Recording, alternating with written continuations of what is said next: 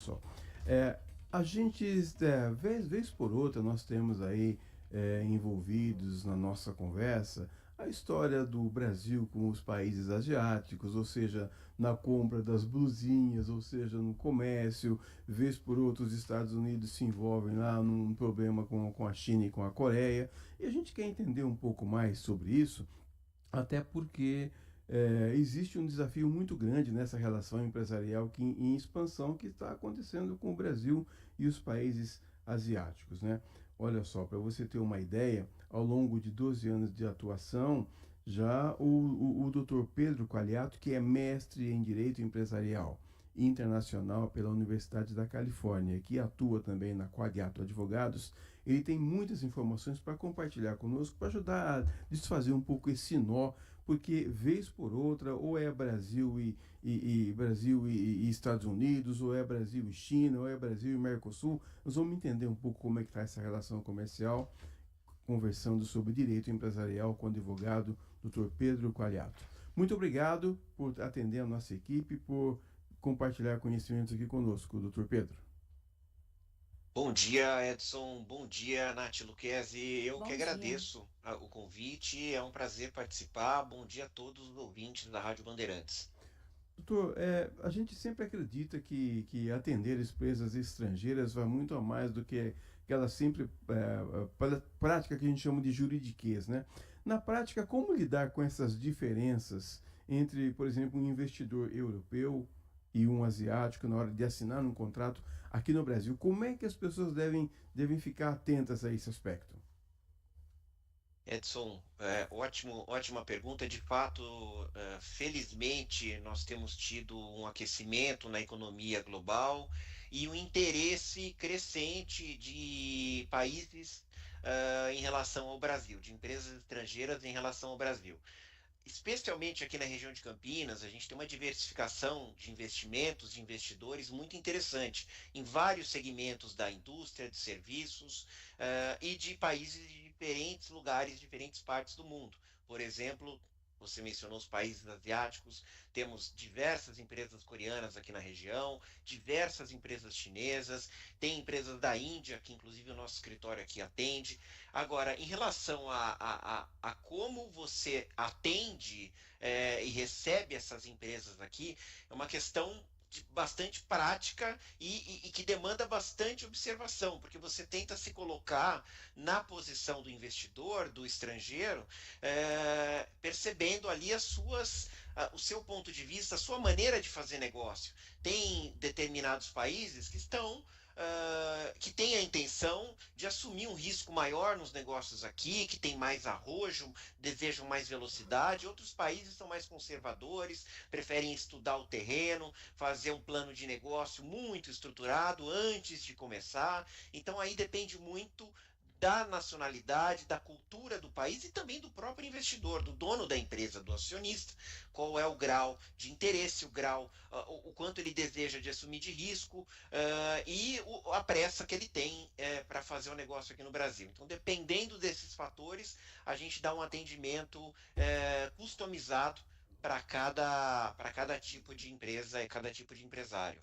Bom dia, doutor. E é claro que tem também, né, a questão da contrapartida, da contramão também. Muitos brasileiros querem expandir seus negócios, querem ir para o exterior. E aí, o que esse investimento fora do país, seja nos Estados Unidos, na China, enfim, o empresário brasileiro tem que levar em consideração? É mais difícil o contrário, o brasileiro chegar até um outro país? Nath, desde o início da globalização, há mais ou menos uns 25 anos, os brasileiros também têm se aventurado, empreendendo, fazendo empreendimentos lá fora.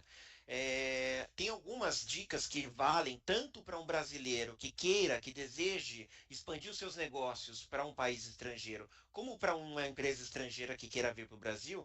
Alguns conselhos, recomendações bem importantes. Primeiro, é conhecer do mercado, da cultura, do seu setor que você está entrando. Você indo para um país estrangeiro, você está num território desconhecido. Então é muito importante que você tenha um conhecimento prévio da atmosfera do negócio, do funcionamento geral, das leis trabalhistas, das leis tributárias, das regras estatutárias, corporativas, de como o país estrangeiro, se ele é receptivo ou não com empresas estrangeiras. Muitas vezes é aconselhável, por exemplo, tanto para o brasileiro que vai para fora, como do empresário de fora que vem para o Brasil, que ele se associe a um local, a um empresário local para iniciar o seu negócio, tendo um sócio que conheça e que fale a língua e que conheça os detalhes de como é fazer negócio nesse país.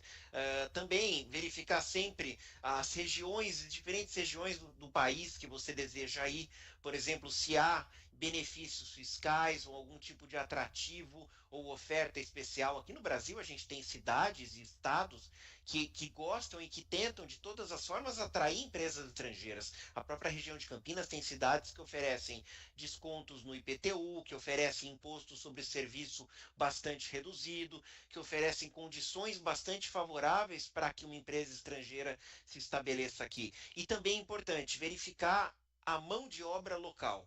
A mão de obra é fundamental. É muito importante que a empresa verifique se o local que ela está, que ela deseja incorporar, registrar o seu negócio, possui uma mão de obra qualificada necessária para o desenvolvimento do seu negócio. Caso contrário, isso pode ser também uma barreira bastante relevante, bastante importante no desenvolvimento de um negócio num país estrangeiro. Bom, doutor Pedro, eu participei, trabalhei um tempo no serviço público e aqui em Campinas, vez por outra, tinha uma delegação de uma cidade que vinha para cá ou de Campinas que ia para lá, aquela história de cidades irmãs, mas é um negócio assim, muito superficial, fosse fazer uma visita lá, fazia uma visita aqui, mas nunca avançava muito. Essas reuniões, elas acabam virando alguma coisa ou é apenas para sentir o terreno, para ver se dá ou se não dá, doutor? Edson, recentemente temos tido até um aumento no número dessas reuniões, esses planos de cooperação, acordos de parceria.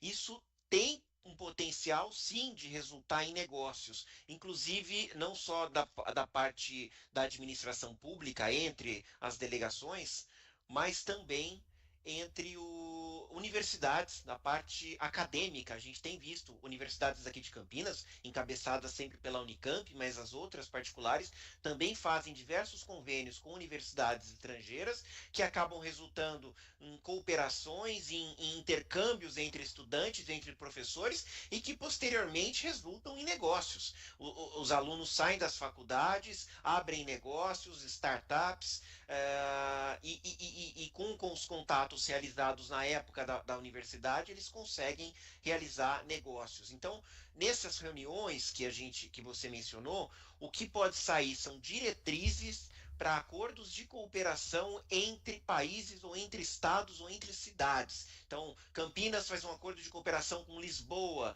para que facilitação de instalação de empresas, facilitação quando é a nível federal da concessão de vistos ou, eventualmente, outras facilitações, claro, dentro da legalidade. Quando a gente fala a palavra facilitação, elas pode soar mal, mas não, aqui eu estou falando de facilitações como benefícios fiscais para o fomento, a implementação, o fomento de negócios internacionais.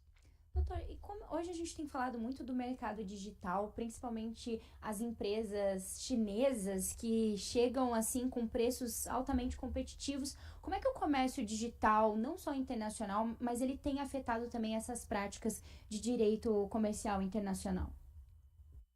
Nath, o comércio digital ele serviu como uma aceleradora no comércio internacional, né? O que antes era feito só através de pedidos que iam por fax ou por e-mail, ou por telefone, quando isso se tornou, foi escalonado pelas mídias sociais, pelas redes sociais, isso ganhou uma dimensão enorme. Então, isso acelerou muito e aumentou muito a realização de comércio.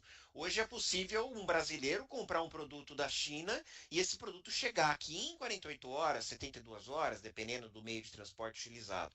Então, isso aumentou bastante, mas também aumentou os desafios, porque há algumas regras, alguns critérios que não podem ser desobedecidos, que têm que ser seguidos, não importando a velocidade ou o volume da demanda. Então, questões de remessas internacionais de dinheiro, questões de importação e exportação de produtos, questões logísticas, burocráticas, elas continuam existindo e é um desafio para as pessoas que operam, que assessoram essas empresas, eles darem o suporte necessário na velocidade necessária que os negócios acontecem, estão acontecendo, que vão continuar acontecendo numa velocidade realmente muito grande. O Nath, senhor, seria isso. o senhor acha que o idioma, por exemplo, é uma barreira muito grande a ser transposta, doutor? Edson, eu não acredito que o idioma hoje seja uma barreira tão grande como já foi antigamente, por várias razões. Primeiro que, apesar de termos centenas de idiomas ao redor do mundo, existem os idiomas que foram convencionados como aqueles idiomas internacionais utilizados nas relações. O inglês, o espanhol, e, recentemente, o mandarim. O chinês também tem sido bastante utilizado.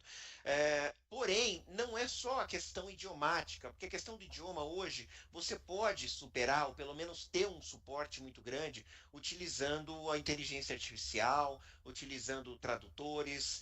Isso te possibilita manter um diálogo ou uma negociação, mesmo sem ser fluente em determinada língua. A questão aqui é um pouco mais profunda na minha visão. É uma questão cultural, de você entender os anseios, os costumes e a maneira que o empresário internacional se porta em relação ao Brasil. Tendo isso em mente, por exemplo, conhecendo como ele faz negócio no próprio país, como ele faz negócio em outros países estrangeiros que eventualmente a empresa já está operando, e tendo isso em mente, conhecendo um pouco da cultura do país que você está negociando, isso facilita bastante. Por exemplo, essa semana a gente teve a comemoração do Ano Novo Chinês lá na China.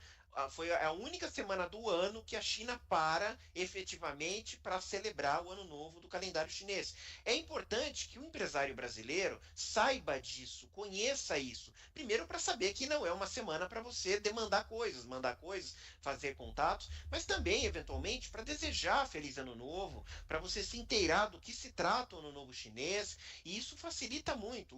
O estrangeiro, quando percebe esse interesse genuíno do brasileiro na sua cultura, ele vai ter um nível de confiança maior, ele vai estabelecer uma relação de longo prazo.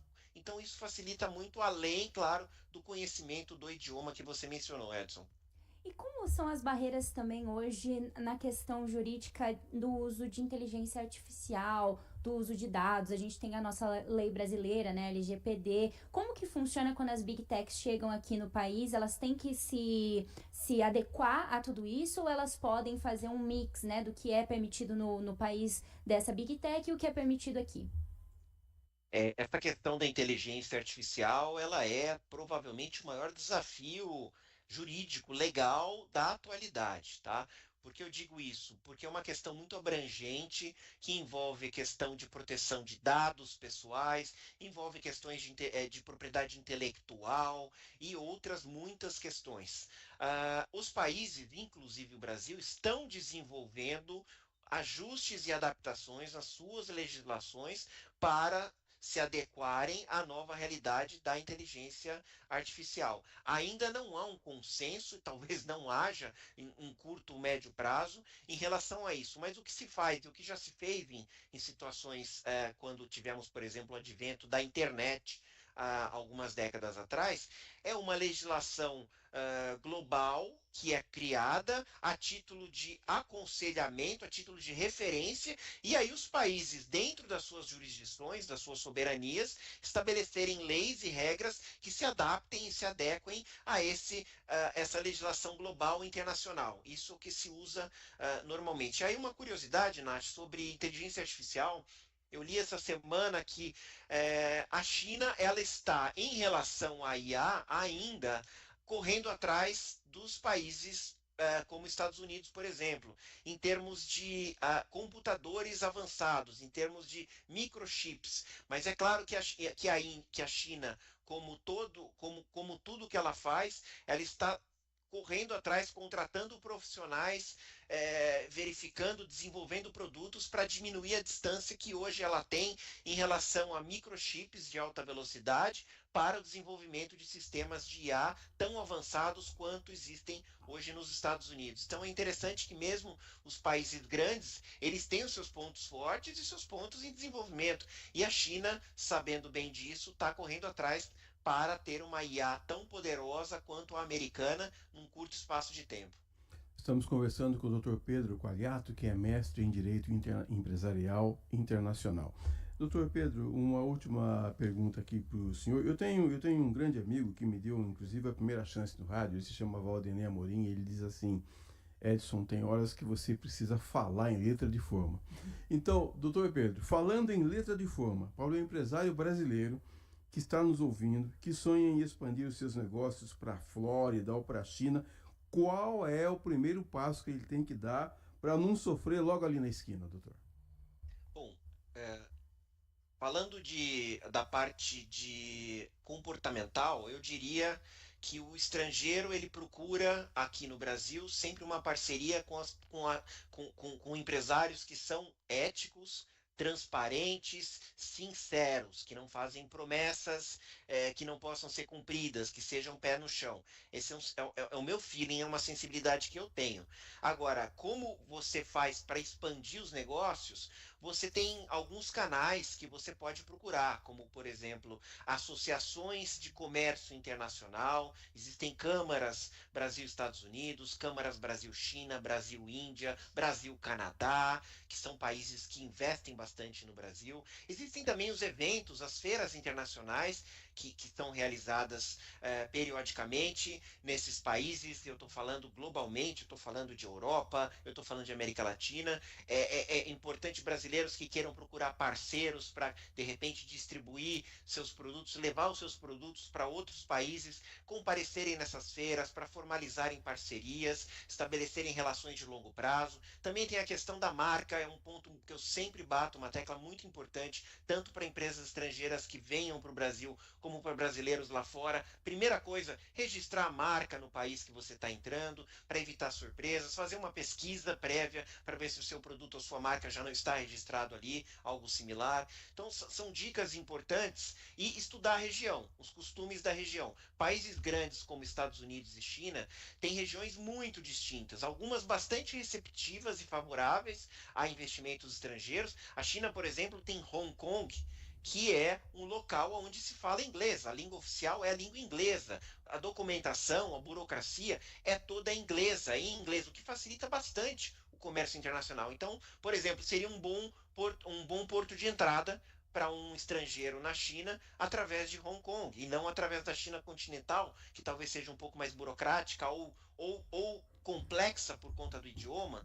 Então, são questões, eu acho, importantes a serem levadas em consideração, mas principalmente transparência, ética e ser bastante conservador, não ser muito arrojado, não fazer promessas muito elevadas para os estrangeiros, porque no final, se você não cumpre, o que pode parecer um grande negócio inicialmente, pode dar muito errado. Então seriam esses os pontos, Edson, as dicas que eu teria para dar. Doutor Pedro, muito obrigado, viu, pelos conselhos, pelas dicas que o senhor compartilhou conosco aqui com o ouvinte do Manhã Bandeirantes. Eu que agradeço a participação, Edson, foi um prazer. Nath, muito obrigado. Uma ótima sexta-feira para todos os ouvintes da Rádio Bandeirantes.